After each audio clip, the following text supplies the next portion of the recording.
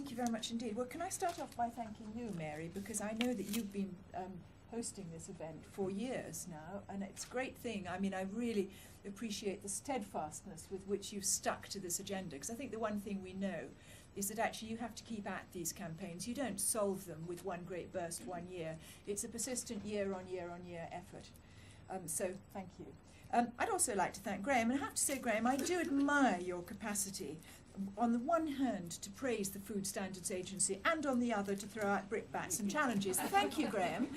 I will refrain from taking up your invitation as to precisely how we plan our next programme of work, but it's noted. But more seriously, it is very good to have the opportunity to speak here, and I would like to thank you in all seriousness for the work you do. Every good regulator needs a few passionate people outside to keep kicking them. But it's jolly nice sometimes too, Graham, when you tell us we've done well. And particularly, I think it's good to know that the work of the agency is heralded around the world and that people are following our example. I really enjoy that. Because actually, the more serious point is that actually where we lead today, others will follow tomorrow. And many of the food manufacturers are global, so actually this is a significant gain. Now I know Dawn, the Minister for Public Health, is very sorry not to be here. She had some important points to make in her speech, and I want to try and wind some of those into what I say. But I think perhaps the most important thing that was in her speech for me, and again which underpins what I want to say, is that success here is about reaching a good balance between government and what government wants, between the food industry, who after all have to take consumers with them, between consumers themselves and campaigners. So there is a balance to be struck here. And I think the Minister feels, and I agree with her completely, is that we are in a position of really quite strong understanding between the key parties here, the key stakeholders, and real levels of commitment, many of which, much of that commitment is illustrated by the people in this room. And it is absolutely critical that we continue to work together, whether that's within government, between government departments, but also with the many stakeholders that are involved in this area in order to achieve change. Now, of course, you know from what Graham has said that this year's Salt Awareness Week is focusing on the salt contained in food when we eat out in restaurants, pubs, takeaways and canteens. And as you've heard, we've already worked very hard on encouraging people to eat less salt in shop-bought and home-cooked food. And there's been a lot of success there, and we all deserve a pat on the back for that, actually. Our latest research shows that the average intake of salt has dropped from 9.5 grams in 2000 to 8.6 grams in 2008. Sounds quite small, doesn't it? But it actually represents 6,000 lives a year. And you think what the outcry would be if 6,000 people died in a wanna. Actually, this is the same number of people, it's just in penny numbers and somewhat hidden. But 6,000 lives is a lot, and it shows what we can achieve. And there is far more to do to get to the 6-gram target, as Graham has rightly said. And it is also true that so far we've concentrated on retailers and manufacturers, and I do want to pay credit to what they have done. The next stage is to tackle the catering sector, because it's fairly obvious, isn't it? It's not much good reducing salt in one part of the food economy and not in another.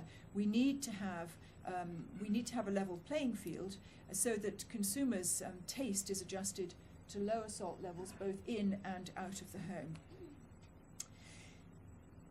Now, many retailers and indeed manufacturers have made real strides in this area, and as I said, I do want to pay credit to those who've done this. I have to say, paying credit never comes without a sting in the tail. And what I would say is that because we have all the figures in the agency, we do know that some people have gone much further and much faster than others. So we do know that it can be done, and we do know that those who have not gone further and faster can do more. So, and I'm sure you all know who you are, so I hope very much to see a kind of a levelling up to that further, faster level, particularly in the more popular products.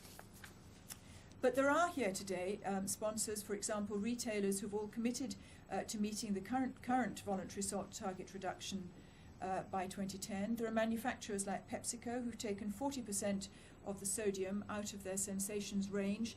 and between 25 and 55% out of a range of their snacks, and they've got plans to cut salt further in their most popular products in 2009. And McCain, for example, who in our recent consultation said that they would be willing to work towards the proposed revised targets of 2012. And I would like you to kind of take a message from that where the agency sees companies doing really well, we are more than willing to name and fame and really praise those companies. And I think that has an edge for you as well with your consumers. So I think the FSA seal of approval and well done is probably worth having. Let me turn to the eating out and catering industry. We're eating out more than ever before. It's not just the kind of posh restaurant meal. As the Food Matters report said last year, 1 in 6 meals are now eaten outside the home. And in the last 18 months, we've been extending our partnership work to include restaurants and catering businesses. And again, we're starting to see real progress. And among the sponsors of today's event are Autograph, Avenance and Sodexo. And these companies were among the first to give public commitments to reduce salt in their workplace contracts. We've built on this initial work and have now secured commitments for salt reductions from the UK's largest operators of quick service restaurants, McDonald's, Burger King, KFC, Wimpy, Nando's and Subway. That's a good piece of the out-of-home quick market. And next week we'll be publishing commitments from 6 of the UK's largest pub chains. And in the next few months, we hope to have further commitments from some household names, for example, among the major coffee shops, sandwich shops and family restaurants. So there is a lot of progress here.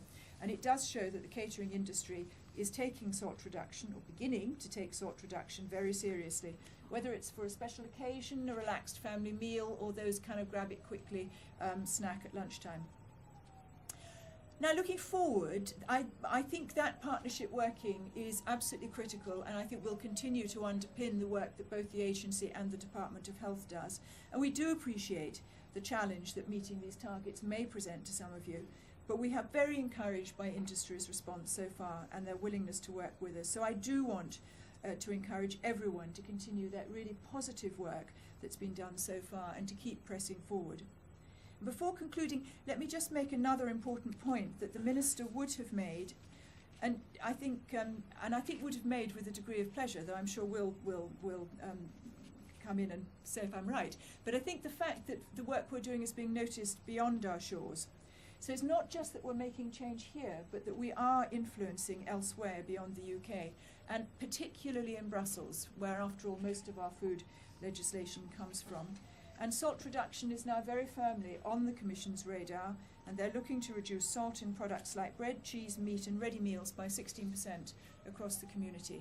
So it is good, as Graham said, that in this area the UK is leading. And it is indeed, Graham, much to the credit of you and your team, and indeed many in this room. So in conclusion, let's just remember why we're doing this. It's not a boring edict from the Food Standards Agency or a boring edict from the Department of Health. It's behind those figures, behind the consultations, the debate about partnership, the detail, are real people whose health can be improved, whose lives can be saved, who can have a better quality of life. And it seems to me that that is a goal that is worthy of all our efforts in reducing salt in whatever food it's found. Thank you.